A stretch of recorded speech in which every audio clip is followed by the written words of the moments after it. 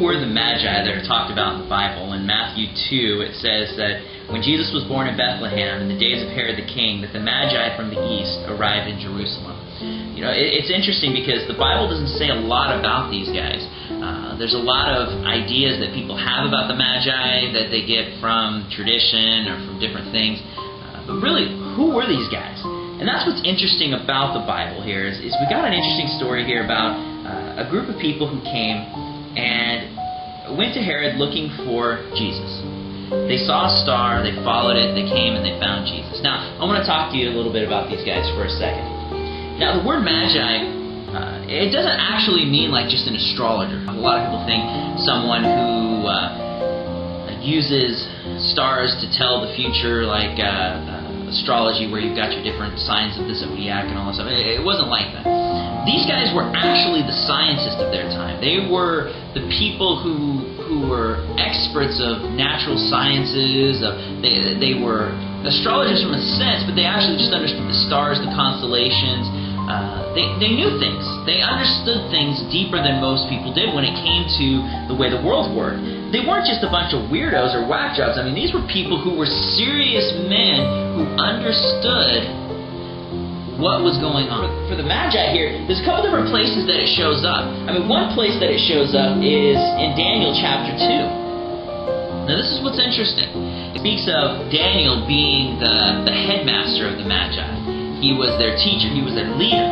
And Daniel was a man of God. Daniel was a man who understood the Word. Daniel was a man of prophecy. He understood the future. And he understood that there would be a Messiah that would come, a king that would come to save the world, to come and bring peace to the world. And so these Magi who showed up in Bethlehem were men who were part of I want to say an organization. I like to use the word caste because actually there was a group of people. And they were part of this group that understood the teachings of Daniel. They understood the prophecies that Daniel had said of the Messiah. And it was passed down from, hundreds and hundreds of years until we got here in Bethlehem. And these men knew the prophecies that Daniel told them. And what's interesting is they were not men that just looked at the stars and they were like astrologers that just kind of assumed, well, because there's a change, there's something going on. No, these guys knew specifically what was going on. There's a prophecy in Numbers where it says that a star would arise, a star of Judah would arise. That there are prophecies of the Messiah that would come. And it's interesting that when the Messiah was to show up, that this change would occur, and then the Magi knew it. A lot of people say there were three Magi. I don't think there were three. I mean, there were three gifts. And actually, there weren't even really just three gifts. It says out of their treasures they gave gold, incense, and myrrh.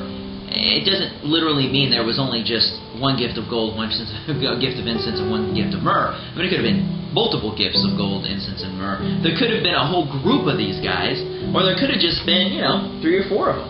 History has always told it as being 3 different people. They give them names, they try to give them backgrounds. All we know is that these people were from the East. And why is it that the Scripture doesn't talk that much? I like to use the word assumption. There's Matthew's assumption here. When Matthew wrote this story, he assumed, as the readers were of their time, you would know when you read this who these people were. When Matthew spoke of the Magi, he's assuming that you knew that these men were the kingmakers. These were men of the East. They were from Babylon. They could have probably been from India. They could have been from China. They could have been from Ethiopia. There was all these different ideas that people had, but they were from the East. And they were men that knew when the Messiah would come. So it's interesting here that we read, and I'm going to go back here to Matthew chapter 2. Look at what they say here. They show up to King Herod, and they say, "Where is he who's born King of the Jews? For we saw his star in the east and have come to worship him." Now these men must have been powerful men, because they went to King Herod, the king of the Jews, and asked him, "Where is he who's born King of the Jews?" That's an insult. They weren't just oblivious of the world around them. They knew who King Herod was. They knew that Herod was the king of their time. They knew that Herod was a very hard man. He was a tough guy. He wasn't some guy you push around. They knew that. The Wisemen knew that. So they were powerful men to walk into the court of the king and insult him to his face. This was amazing. Why? Was King Herod really supposed to be king? No, he wasn't. So they show up at King Herod's front door. They say, Herod, we're looking for the king of the Jews. We saw a star and we know he's born. Where is he? We're come here to worship. We've come here to worship him. And King Herod, I couldn't imagine what that did to King Herod. You read the Bible here. It says, when Herod heard it, he was troubled and all of Jerusalem with him. I mean, you can't really even get that Greek word that's used here for troubled. I mean, he was pretty freaked out. These powerful men that he knew, these were kingmakers. These were the men that would show up when kings were born. These were men that showed up in important times in history. And here's a man who's not of the lineage of David, for all we know, who was put as a king because of the Romans that were ruling the area, King Herod. He was a sympathizer to the Romans. They put him as king. He shouldn't be king, but he's king. And these powerful men show up and insult him by saying, where is he who's born king of the Jews? For we saw his star, and we've come to worship him. Now what does King Herod do? So he's troubled, and he gathers together all the chief priests and all the scribes of the people, and he began to inquire of them where the Christ was to be born. Now stop and think about this for a second. They were coming to find, they said, the king of the Jews. So what does Herod do? Herod goes and asks all the chief priests, all the high-up preachers of his time, well, what's the prophecy say about where the Christ is to be born? Follow me here for a second. Think about this. They're coming looking for a king. Herod knows they're talking about the Christ.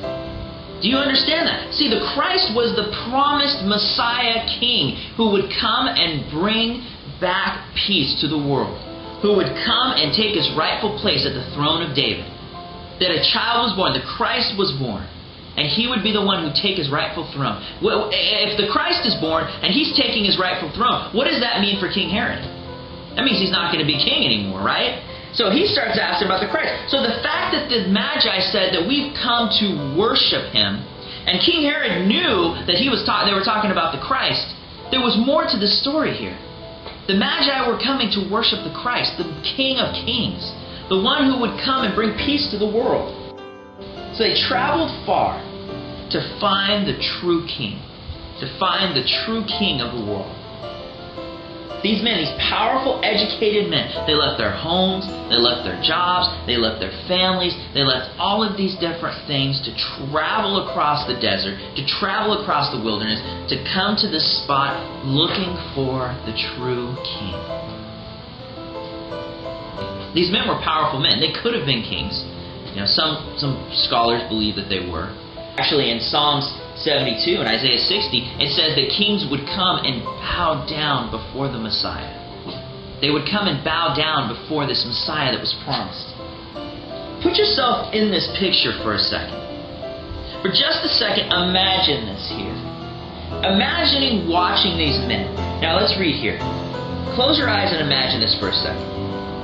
So they figured out that Christ would be born in Bethlehem because of the prophecy here. Actually, this prophecy is out of Micah. It says, in Bethlehem by no means you are among the least of the leaders of Judah, for out of you will come forth a ruler who will shepherd my people Israel. And that was out of Micah 5. So they knew the prophecy. Now close your eyes and imagine this. So Herod calls the Magi secretly. And he finds out, so when did you see the star appear?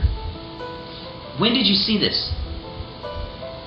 And he says, okay, from my highest chief priests, they understand the prophecy saying that the Christ would be born in Bethlehem. So go and find him. And when you find him, report it to me, that I may worship him too. Now, do you really think King Herod was wanting to worship Jesus? No. What was he wanting to do? He was probably wanting to kill him. Because Jesus meant an end to him being king. The Magi went on their way, and they followed the star, and it went before them and came and stood over where the child was. And now look at this. And when they saw the star, they rejoiced. And I love this word that's used here. It's in the old King James Version. I don't know why the newer versions kind of stretch the word out, because they can't really make the word say what it means. The original word is overjoyed. They were overjoyed. It's a weird word when you think about it, overjoyed. Some interpretations say they rejoiced exceedingly with great joy. Now, if your car overheats, what's that mean? It got too hot. Yes. Yeah. If you're boiling water and it overflows, what's that mean? It's pouring out. It's too much. It's more. It got to the point to where these men had been so excited about finding this child that when they finally found Jesus, it was a joy that you can't even express in words. And what did they do? It says they came into the house where the child was with his mother Mary, and they fell down and they worshipped before him. Now imagine this for a second. Think about this for a second. These men, these were not just eccentric weirdos. I mean, these were seriously powerful men. Men of power, men of wisdom, men of learning, men of science, men that were educated men. Men who could walk into the courts of the king and insult him to his face before all of his subjects. Men who had absolutely no reason whatsoever to do what they're going to do here. And they walk in and they see Jesus. Baby Jesus. I'm not talking like full grown. I'm saying a little baby lying in a crib. They fall down and they worship him. They fall down and they worship him. Put yourself in that for just a second. Think about this. In my studies, I found out that people who are Jehovah's Witnesses have a problem with the Magi. And the interesting thing is, and the question is, well, why? Why would they have a problem? When I was studying this, I found out the Jehovah's Witnesses believed that they were being led by the devil and that they were astrologers and evil sorcerers and magicians that were following this star. I mean, think about this for a second. What is the real reason a Jehovah's Witness would have problems with the Magi? And it's one thing. It's that they fell down and worshiped Jesus.